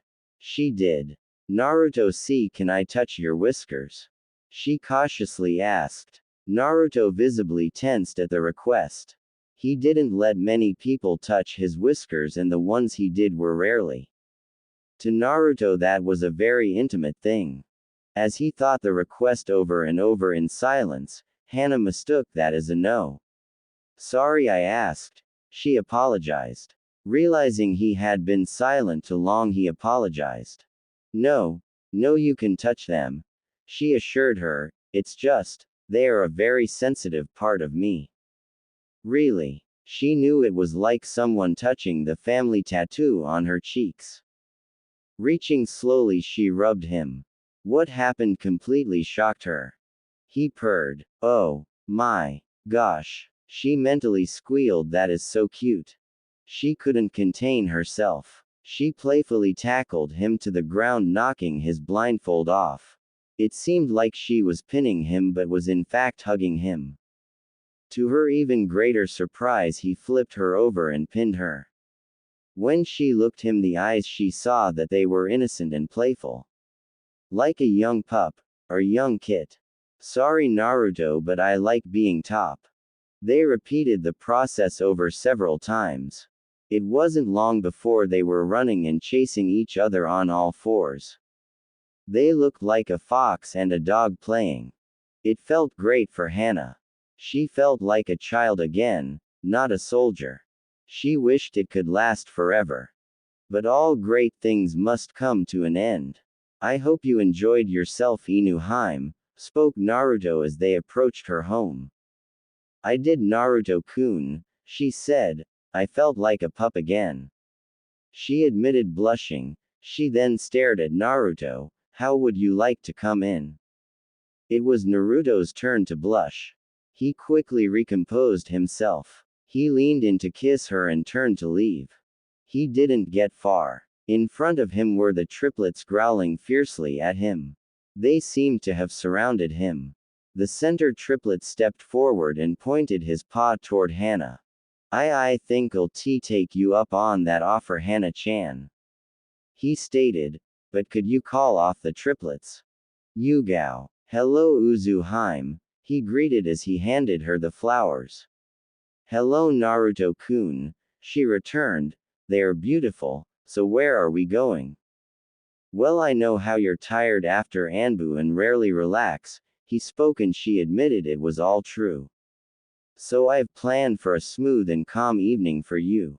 Naruto held to his word. He had taken her to see the latest, Princess Gale, movie. It was a few days after airing, so it was relatively empty. They watched in peace. Yugao was impressed when Naruto made no attempts to feel her up. He simply let her watch in peace. Once the movie had finished, they had taken a stroll through an abandoned park. I've got to admit, Naruto-kun, she started, this simple evening has been amazing. Deciding to take a break, they sat on a bench. He noticed that Yugao would constantly rub her shoulders. Are you okay? He asked. Yugao smiled at his concern. Yes, just a little stiff. I could give you a shoulder rub, he offered, if you don't mind. If you do, I totally understand. She thought the offer over in her head. He seems to want to help. He hasn't made any perverted attempts. I'll trust him. Sure, she answered. Turning so that she wasn't facing him, they began. He started by giving gentle rubs and kneads. These are